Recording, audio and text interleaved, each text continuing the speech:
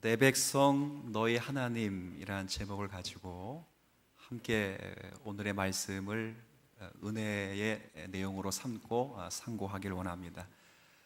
중간에 한 번 더 이 주제를 고백하게 될 건데 한번 우리 같이 고백해 봅시다. 내 백성 너희 하나님. 한 번 더 할 건데 한 번 더 한다는 것은 꼭 암송하라는 공식입니다. 한 번만 더 할 거예요. 내 백성 너희 하나님. 시작. 그럼 제가 먼저 해볼게요. 내 백성. 여러분이 시작. 너희 하나님. 다른 건 잊어먹더라도 이건 꼭 잊어먹지 마십시오. 다시 한번 시작. 아멘. 오늘 우리가 읽어가게 될 예레미야 30장의 본문은 포로들이 다시 돌아올 것이다 라는 희망찬 약속으로 시작해서 맺히게 됩니다. 이런 회복의 말씀은 30장에 3번이나 반복됩니다. 정확한 표현으로 돌아오게 할 것이다 라는 표현이 3번 반복됩니다. 30장 3절을 한번 볼까요? 여호와의 말씀이니라. 보라, 내가, 여기서 내가가 누구이겠어요? 하나님께서 내 백성 곧 이스라엘과 유다 둘을 포로를 돌아가게 할 것이다. 돌아가게 할 날이 올 것이다. 내가 그들을 그 조상들에게 준 땅으로, 약속의 땅으로 돌아오게 할 것이니 그들이 그 땅을 차지하리라. 여호와의 말씀이니라. 자, 10절의 말씀도 똑같이 표현되어 있습니다. 10절. 여호와의 말씀이니라. 그러므로 나의 종 야곱아 너는 두려워하지 말라. 이스라엘아 놀라지 말라. 내가 너를 먼 곳으로부터 구원하고 내 자손을 잡혀가 있는 땅에서 구원하리니 야곱이 돌아와서 태평과 안락을 누릴 것이며 두렵게 할 자가 없으리라. 18절도 똑같습니다. 18절. 여호와께서 말씀하시니라. 보라, 내가 야곱 장막의 포로들을 돌아오게 할 것이고 그 거처들에게 사랑을 베풀 것이라. 여기 이처럼 포로들이 돌아올 것이라는 표현이 직접 3번 반복되어 있습니다. 그리고 예레미야는 이 회복의 말씀을 책에 기록하라는 명령도 받습니다. 2절입니다. 2절. 자, 한번 이거 같이 읽어주시겠어요? 시작. 이스라엘 하나님 여호와께서 이와 같이 말씀하여 이르시 내가 내게 일러준 모든 말을 책에 기록하라. 여러분, 왜 책에 기록하라고 말씀하셨을까요? 고대 사회에는 말에 입에서 입으로 전하는 것이 보편적인 언약 방식이었는데 이것을 책에 기록하라 하신 것은 이유가 있습니다. 그것은 이 책에 기록될 이 내용이 확실하고 그리고 변하지 않고 반드시 성취될 것이기 때문에 책에 기록하라라고 부여낸 것입니다. 그러니까 이스라엘이 회복되는 것은 결코 바벨론의 국력 약화라든지 국제 어떤 나라의 정황상 변화가 있어서 이스라엘 백성들이 돌아오는 것이 아니라 하나님의 약속으로 말미암아 돌아오는 것이라는 것을 확실하게 선언한 셈이 됩니다. 이런 회복의 내용이 잘 요약된 구절이 이제 마지막 우리가 읽었던 22절인데 여기 22절의 말씀을 다시 한번 읽도록 하지요. 시작. 너희는 백성이 되겠고 나는 너희들의 하나님이 되리라. 아까 했던 거 다시 한번 해볼까요?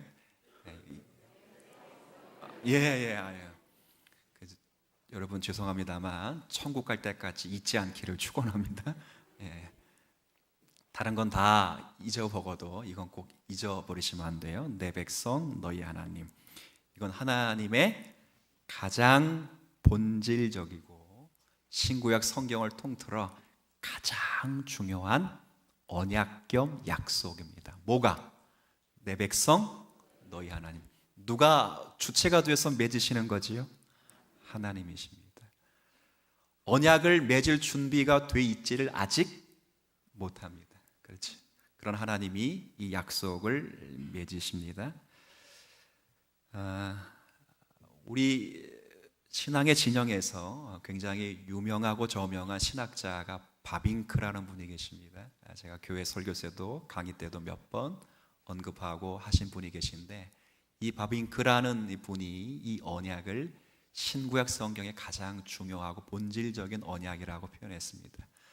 쉽게 말하면 성경의 시작이 이 언약으로 시작되고 성경의 마지막이 이 언약으로 끝날 정도로 이 언약은 굉장히 본질적인 언약이라고 되어 있어요. 이 시작은 창세기 17장에 처음 성문화된 문서로 언급되는데, 아브라함과 하나님이 약속을 맺으면서 바로 나는 너희 하나님이 되고 너희는 내 백성이 되리라 말씀하십니다. 그리고 마지막 성경, 여러분 성경의 마지막 책이 어떤 책이지요? 요한계시록 마지막 부분 21장과 22장에 보면 새하늘과 새 땅이 임하면서 하나님의 모든 계시의 사건이 완성될 때 이 말씀이 다시 한번 선포됩니다. 완성된 그 자리에서 나는 너희 하나님이 되고 너희는 내 백성이 되리라. 사실은 이 언약이 창세기로부터 요한계시록까지 흐르는 가장 중요한 언약입니다. 그 사이에 있는 모든 약속들은 바빙크의 말에 의하면 이 본질적인 언약을 이루시기 위한 하나님의 섭리적 역사라, 이렇게 표현을 해 두었습니다. 그만큼 중요한 것입니다. 이 언약을 이제 아까 창세기 17장에서는 분명 아브라함 한 개인이 맺었다고 되어 있지만, 이 언약을 국가적 형태로 맺을 때는 출애굽기 이스라엘 나라와 맺습니다. 근데 이스라엘 나라와 맺게 될 때 여러분이 잘 아시는 대로 하나님은 곤경에서 벗어난 이스라엘과 언약을 맺습니다. 바꿔 말하면 공경에 처해 있는 상황을 이용해서 언약을 맺지 않고 먼저 그들을 모한 다음에 언약을 맺는다고요? 건져낸 다음에 언약을 맺습니다. 조금 쉽게 설명하면, 제가 그런 예 많이 들었죠. 우리 집 막내 아이가 좀 말썽꾸러기라고 칩시다. 근데 그 아이가 물에 빠졌습니다. 쫙 물에 빠졌는데 아버지가 보더니 이렇게 했습니다. 제가 곧 잘 됐다. 너 봐라. 너 앞으로 이 약속 지키면 내가 건져낼 것이다. 약속을 몇 가지 됐습니다. 하루에 성경 한 장 매일 읽고, 그리고 하루에 10분 이상 기도하고, 하루에 30분 이상 책을 읽으면 내가 너를 구원해 주겠다 라고 말하면 아빠예요, 아저씨예요? 아저씨도 아니죠, 사실은. 그렇죠? 일단 뭐부터 해야 되죠? 건져내야죠. 그 아이의 곤경을 이용해서 제가 언약을 맺지 않습니다. 일단 눈 가리지 않고, 전 인간이기 때문에 제가 빠져 죽어도 일단 건져낸 다음에 약속을 맺죠. 하나님도 약속이 같습니다. 나는 너희 하나님이고 너희 내 백성이 되리라 하신 약속의 말씀이 이스라엘 백성들이 애굽에 노예되었을 때, 그 곤경에 있을 때 하나님이 이 약속을 맺으신 것이 아니라 그 아들을 구원하여 출애굽기 16장에 보면 광야에서 그들에게 언약을 맺으십니다. 그만큼 하나님의 은혜가 먼저 있었던 것입니다. 하나님은 순종을 조건으로 걸고 은혜를 베푸시는 분이 아니라 일방적으로 먼저 은혜를 베푸시는 하나님이십니다. 그러나 하나님은 은혜를 베푸시고 나면 반드시 은혜로 건짐받은 백성들에게 이 언약을 언제나 제시하면서 하나님의 규례와 법도를 따라 주어진 생을 살 거라고 말씀을 하십니다. 이것과 똑같습니다. 십계명을 한번 잘 생각해 보십시오.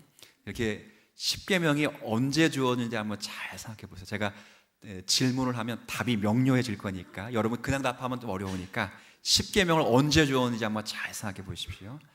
이스라엘 백성들이 출애굽하기 전에 십계명을 주었을까요? 아니면 출애굽한 다음에 십계명을 주었을까요? 전입니까? 후입니까? 왜 그렇게 주었을까요? 이스라엘 백성들에게 십계명을 출애굽하기 전에 주었다면 이런 겁니다. 너희들이 약속의 말씀을 잘 지키면 내가 너희를 뭐 하겠다는 거예요?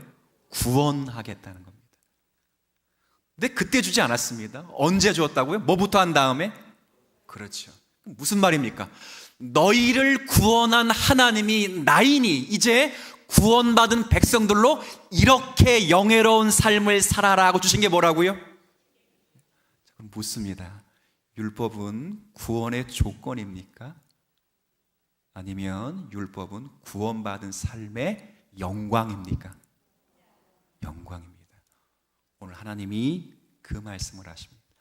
하나님께서 포로된 그 자리에서 고쳐 돌아오게 하실 것이다. 그런 후에 내가 너희들과 다시 언약을 맺을 것인데 너희는 내 백성이 되고 나는 너희의 하나님이 될 것이다 라는 거죠. 하나님과의 언약을 맺은 백성들에게 제시되는 이 율법은 은혜와 구원을 얻기 위한 조건이 결코 아닙니다. 이미 얻은 구원과 은혜 위에서 하나님의 백성으로서 살아가는 영광스러운 삶의 규례입니다. 신약뿐 아니라 구약도 마찬가지입니다. 그 백성은 전적으로 하나님의 은혜로 구원을 얻습니다. 그리고 은혜로 구원을 받은 자들에게 말씀과 규례들이 주어지는 것은 이 말씀과 규례들을 통해서 여호와 하나님을 모시고 그 하나님을 왕으로 모신 자답게 하나님의 백성들로서 삶을 살도록 하기 위하여 언제나 허락하신 것입니다. 결국 내 백성 너희 하나님이라는 관계는 하나님이 다스리시는 나라, 즉 하나님의 나라와 그 안에 살아가는 백성들의 관계를 설정하시는 것입니다. 이것이 자기 백성이 베푸시는 은혜의 최종적인 목적입니다. 여러분을 구원하신 것이 쉽게 설명하면 여러분을 구원시켜 천국에 들여보내시는 것이 아니라 천국 백성 부르시고 천국 백성으로 삼으셔서 하나님의 천국 백성다운 모습으로 살아가도록 하시기 위해서 하나님이 부르신 것입니다. 종되고 포로된 백성들을 찾으셔서 자유케 하신 것을 구속이라 한다면 그 구속이 부르심의 전부가 아니라는 것입니다. 애굽에서 종된 이들을 구속하신 목적은 하나님의 나라의 백성으로 살게 하시기 위함입니다. 예수님이 우리를 부르셔서 거듭나게 하셔서 의롭게 하신 것은 우리를 거듭나게 하셨을 뿐만 아니라 거듭난 인생들이 세상 가운데 주님의 자녀로 제자로서 하나님의 백성으로서 살아가면서 하나님을 영원토록 즐거워하도록 하기 위하여 하나님 우리를 부르신 줄로 믿습니다. 그래서 내 백성, 이 관계를 설정하십니다. 하나님의 나라에 하나님의 백성들로서 우리의 정체성을 주십니다. 예레미야 30장 역시 포로된 이스라엘을 일방적으로 다시 돌아오게 하시고 회복하게 하시는 하나님의 목적이 오늘 읽었던 30장 마지막 21절에 내 백성 너희 하나님의 관계를 위해서라 이렇게 말씀을 하십니다. 포로에서 돌아오는 게 끝나는 게 아닙니다. 그렇게 돌아와서 회복된 인생이 여호와의 백성으로 하나님의 나라의 백성으로 살게 하시도록 하시는 하나님의 거룩한 뜻을 담습니다. 근데 문제가 있습니다. 뭐가 문제가냐면 그들이 회복해서 돌아와도 이 내 백성 너희 하나님이라는 관계를 이룸에 있어서 인간의 힘으로는 절대 그럴 수가 없지요. 우리가 그런 말 있잖아요. 여러분이 그런 경험을 좀 하셨는지 모르겠지만 제가 이렇게 보니까 우리 교회에 담배를 끊으신 분들을 제가 많이 들었는데 딱 두 가지 양상이 있어요. 하나는 담배를 딱 끊으시는데 하루는 담배를 피려고 하는데 갑자기 담배가 맛이 없어지고 역겨워져서 이제 그렇게 되는 분이 있어요. 참, 누가 간섭한 거예요? 하나님이 그러죠. 또 반대의 경우가 있어요. 반대. 담배를 좀 끊으려고 하는데 며칠을 못 가. 우리 작심? 못 가. 그리고 다시 결심합니다. 이제 며칠 가요? 4일 가요. 다시 결심합니다. 며칠 가요? 그러다가 다시 돌아가요. 어렵게 힘들게. 자, 그건 하나님이 역사하신 거 아니에요, 그러면? 문제는 우리가 내 백성 너희 하나님의 관계를 우리가 유지하려고 해도 우리가 그 관계를 유지할 힘이 우리에게 없다는 게 문제입니다. 우리 지난 시간에 살펴보았습니다. 하나님께서 가장 훌륭하게 보시는 이스라엘 민족이었습니다. 선택에 있어서 훌륭하다는 것은 아닙니다. 선택에 있어서는 이스라엘도 어느 민족과 동일한 죄악된 민족입니다. 단지 그들을 뽑아서 훈련시켰다는 차원에서 이스라엘은 다른 민족보다 훨씬 훌륭합니다. 그런 훌륭한 민족 중에서도 왕권을 위해서 누구를 뽑냐면 하나님의 마음에 가장 합한 사람이 누구였어요? 다윗을 뽑아서 그에게, 그의 가정에 왕권을 맡깁니다. 그러나 그 결과가 어떻게 되었죠? 그럼에도 불구하고 성공했습니까? 실패했습니까? 실패했습니다. 그들은 비참히 죽음을 맞게 되었고 비참하게 바벨론으로 포로로 끌려가게 되었습니다. 무엇에 실패했습니까? 하나님의 언약을 지키는데 실패했기 때문입니다. 지금 이스라엘이 다시 돌아오게 될 것입니다. 저들이 고침받고 저들이 회복돼서 다시 구원의 감격을 받을 것입니다. 다시 돌아와서 하나님과의 약속을 갱신할 것입니다. 이 약속은 저들이 처음 맺는 것이 아닙니다. 아까 아브라함이 맺었다고 말씀드렸어요. 이스라엘 민족이 출애굽해서 이스라엘 백성들이 광야에서 하나님과 맺은 약속입니다. 다시 그 언약을 갱신하여 맺게 될 것입니다. 그러나 문제는 그 하나님의 백성, 하나님 우리의 아버지가 되시는데 이 관계를 유지할 힘이 우리에게 없다는 것입니다. 매맞고 돌아와서 정결케 되어서 회복하고 돌아왔는데도 그 관계를 유지할 힘이 없습니다. 문제는 이것입니다. 자, 물어보겠습니다. 그러면 끝난 걸까요? 아닙니다. 오늘 이 말씀을 아까 처음 시작할 때 2절에 어디다 기록하라고 되어 있죠? 아까 제가 설명드렸습니다. 책에 기록하라는 말 뜻이 뭐라 그랬어요? 이 내용이 확실함, 이 내용을 반드시 성취할 것이다 라는 말 때문에 어디다 기록하라고요? 우리는 실패합니다. 그러나 하나님은 실패하지를 않습니다. 그렇게 해서 31장의 새 언약이 주어집니다. 오늘 여러분이 읽은 22절의 말씀은 30장의 결론이기도 하지만 31장을 여는 서론격을 됩니다. 그래서 오늘 22절이 31장에 어떻게 기록되어 있는지 한번 볼까요? 자, 31장으로 한 장 넘겨보시면 좋겠습니다. 31장에 31절부터 33절 우리가 많이 알고 있고 저도 인용했던 말씀입니다. 같이 31절부터 33절까지 말씀을 잘 보세요. 새 언약으로 되어 있습니다. 함께 읽겠습니다. 여호와의 말씀이니라. 보라, 날이 이르리니 내가 이스라엘 집과 유다 집에 새 언약을 맺으리라. 이 언약은 내가 그들의 조상들의 손을 잡고 애굽 땅에서 인도하여 내던 날에 맺은 것과 같이 아니할 것은 내가 그들의 남편이 되었어도 그들이 내 언약을 깨뜨렸음이라. 여호와의 말씀이니라. 그러나 그날 후에 내가 이스라엘 집과 맺을 언약은 이러하니 곧 내가 나의 법을 그들의 속에 두며 그들의 마음에 기록하여 나는 그들의 하나님이 되고 그들은 내 백성이 될 것이라. 여호와의 말씀이니라. 아멘. 자, 소제목이 뭘 어떻게 되어 있어요? 소제목. 자, 이제 절 잘 보세요. 이제 잠깐 생각해 보십시다. 새 언약이 있다면 무슨 언약이 있다는 거예요? 그렇죠. 구 언약 아니면 옛 언약이 있다는 거 똑같은 표현이지만 그렇지 않아요? 새 것이 있으면 뭐가 있어요? 보라, 옛 것은 지나갔으니 이제 새 것이 있다는 건 옛 것이 있다는 것입니다. 새 언약이 있다는 것은 옛 언약이 있습니다. 그러면 새 언약과 옛 언약은 내용이 같아야 됩니까? 달라야 됩니까? 달라야죠.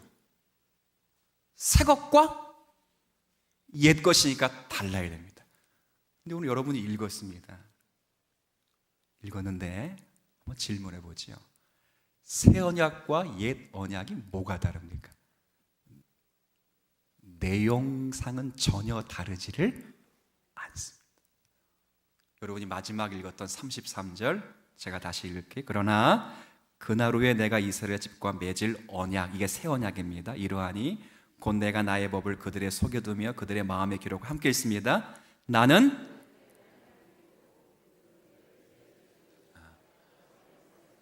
나는 그들의 하나님이고 그들은 나의 백성이 내 백성이 될 것이라. 이게 옛 언약의 내용도 똑같습니다. 내 백성 너희 하나님도 옛 언약의 중요한 내용이고 새 언약의 내용도 내 백성 너희 하나님. 그럼 뭐가 다릅니까? 뭐가? 성경을 이렇게 읽으시면서 이 부분을 좀 중심 깊게 여러분이 읽으셨으면 좋겠습니다. 언약의 내용은 새 언약과 옛 언약이 다른 것이 없습니다. 확인한 바입니다. 그러나 중요하게 다른 것이 있다면 내용이 다른 것이 아니라 이 언약을 성취하는 방식의 차이가 있습니다. 옛 언약은 여기 오늘 봉독한 말씀에 있는 것처럼 하나님께서 이스라엘의 남편이 되어서 그들의 손을 잡고 인도하셨습니다. 하나님께서 이스라엘 백성들을 외부적으로 간섭해서 그들을 여기까지 인도했습니다. 구름 기둥으로 불 기둥으로 인도하셨습니다. 하늘에서 만나를 먹이시고 반석에서 쪼개 신령한 물을 공급하시면서 그들을 인도하셨습니다. 율례와 규례를 주시면서 그 말씀에 순종하라 요구하시면서 그들을 인도하셨습니다. 그들에게 천사를 보내시고 선지자를 보내시면서 그들을 깨우치시고 가르치시고 그들을 책망하시고 교훈하셔서 그들을 하나님 앞으로 인도하셨습니다. 하지만 이 모든 것들은 이스라엘의 남편이 되신 하나님께서 그들을 손을 잡고 이끄신 외부적인 인도였습니다. 남편이 아내의 손을 잡고 인도한 것입니다. 그러나 그들이 하나님의 손을 뿌리쳤습니다. 그래서 하나님이 포기하셨는가요? 그렇지 않습니다. 새 언약은 내용은 똑같은데 방식이 바뀝니다. 어떻게 바뀌는지 다시 한번 33절 다 같이 한번 다시 읽지요. 시작. 그러나 그날 후에 내가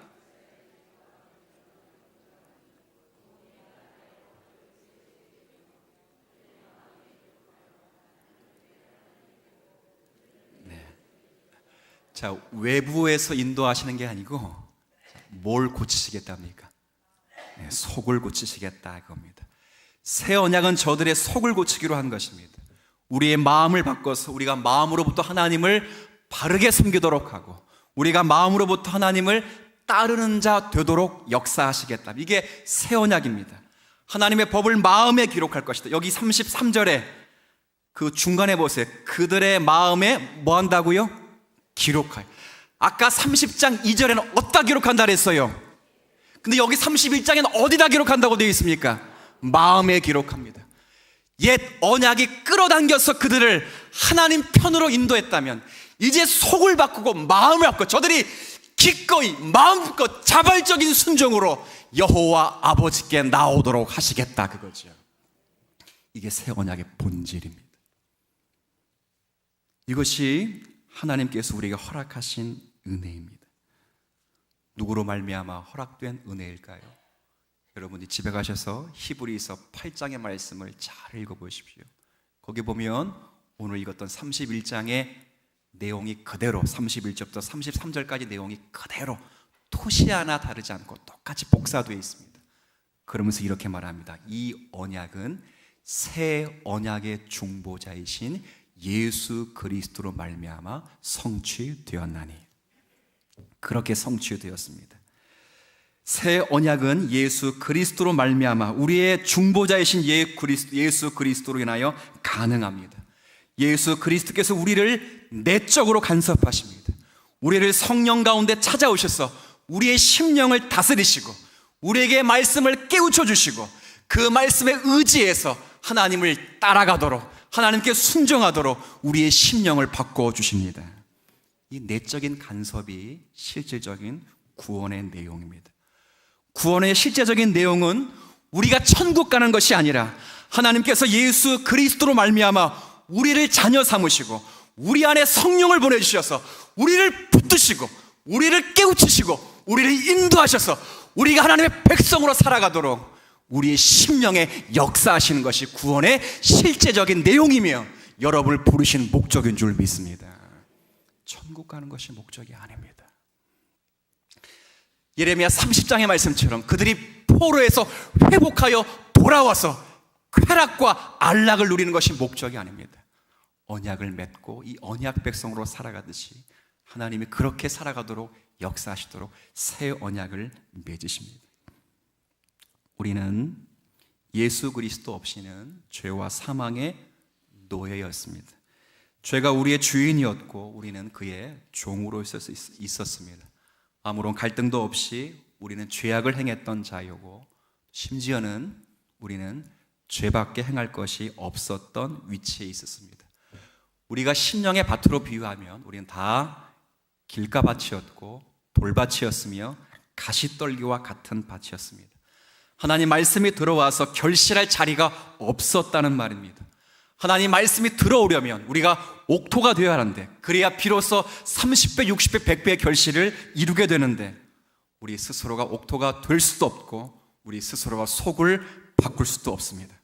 그런데 우리가 옥토가 되게 하도록 하기 위하여, 우리의 속을 바꾸시기 위하여, 우리를 죄와 사망에 꺼내서 하나님의 자녀 되게 하시는 일을 하시기 위하여 예수 그리스도가 이 땅에 오셨고 십자가를 대신 지신 것입니다.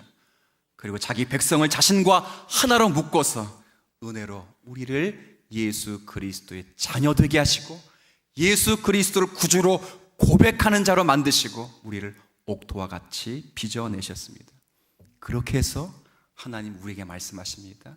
나는 너희의 하나님이 되고 너희는 내 백성이 되리라. 이 관계를 하나님이 그리스도 예수로 유지하십니다.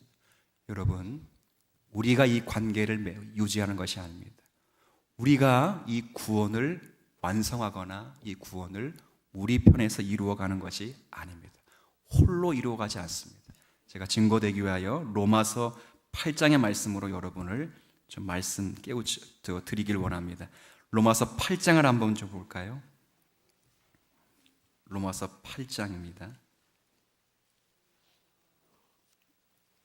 제가 가진 신약 성경으로는 250쪽입니다.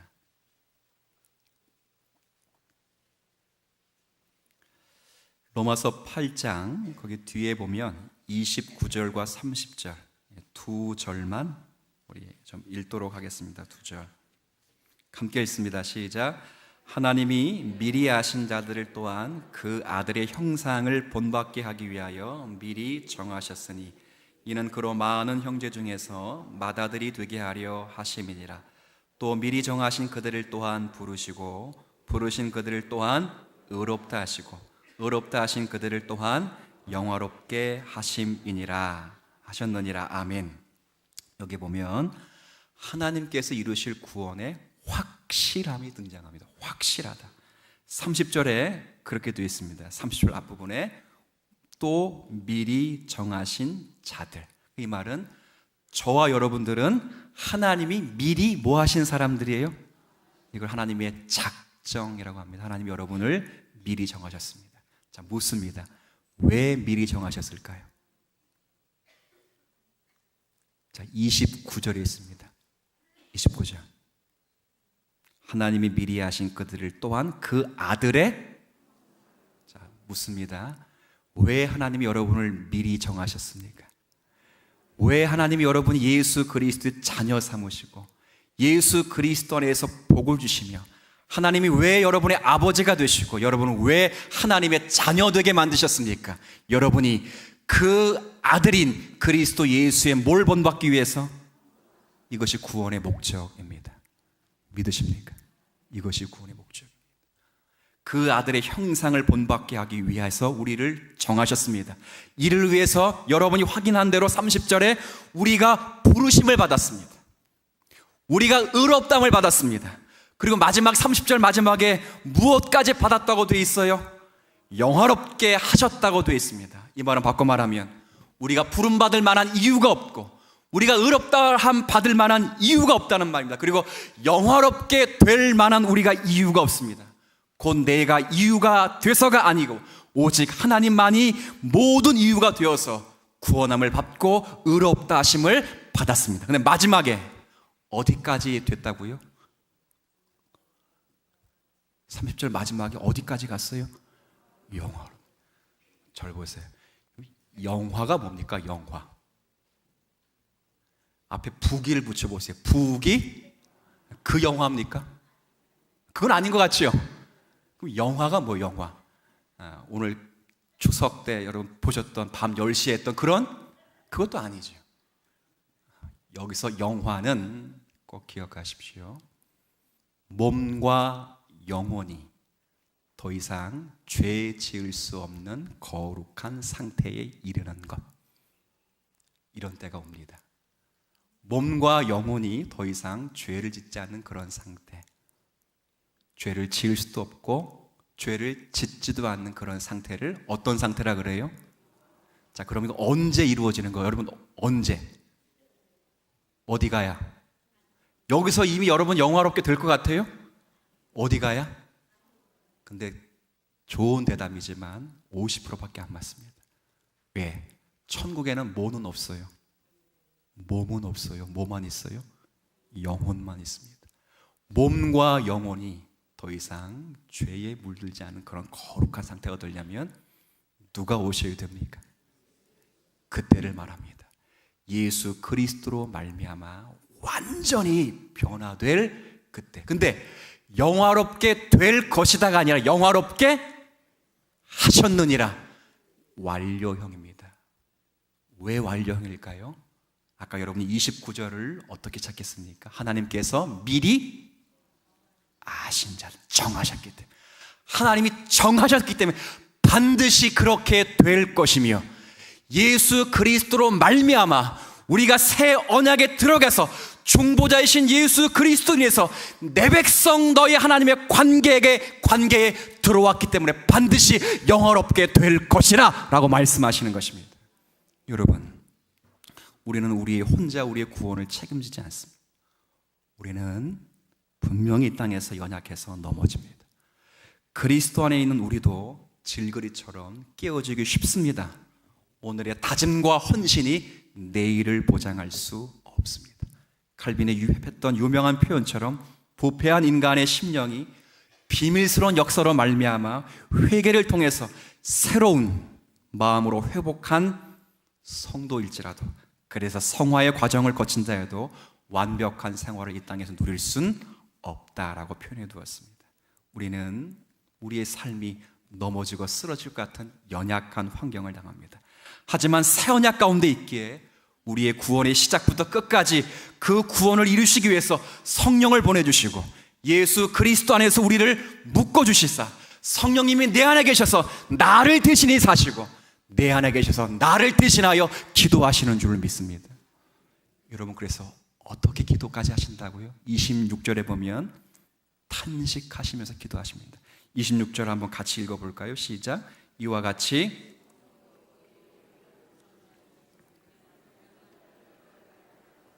오직 성령이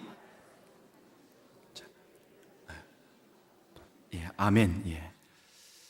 부르심을 받았습니다. 의롭담을 받았습니다. 영화롭게 하실 목적으로 영화롭게 된 자들입니다. 그러나 이 현실, 우리의 신앙 고백과 우리의 전 인격을 걸고 살아가는 신앙의 현실은 26절에 있는 것처럼 넘어지고 쓰러질 수밖에 없습니다. 심지어는 기도할 힘조차 없을 때까지 넘어지고 탄식할 수밖에 없는 환경입니다. 한탄할 수밖에 없습니다. 그러나 내가 기도하지 못할지라도 내 안에 그리스도를 묶어놓으신 성령께서 우리를 위하여 말할 수 없는 뭘 하신다고요? 탄식으로 기도하는 줄 믿습니다. 그냥 탄식이 아니야. 뭐 할 수 없는 탄식이요? 한탄이 아니랍니다.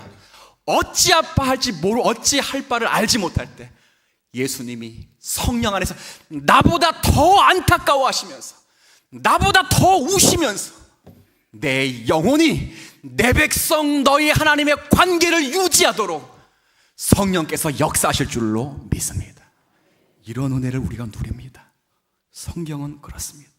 우리에게 시작한 구원이 하나님으로 시작해서 그의 은혜와 능력과 약속에 근거하기 때문에 여러분에 대하여 절망할지언정 하나님에 대하여는 절망하지 않기를 주님이 원하십니다.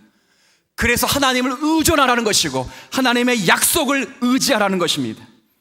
하나님의 백성으로 세워가시는 일, 하나님을 경유하는 마음을 완성하시는 그 일, 이루시기 위하여 예수 그리스도를 십자가에 죽이시고 그 십자가에 죽이신 예수 그리스도를 성령으로 우리에 묶으셔서 이제 주님이 우리 안에 계셔서 나를 대신하여 사시고 나를 대신하여 위하여 기도하시면서 우리는 주님의 백성으로 빚어 가실 것입니다.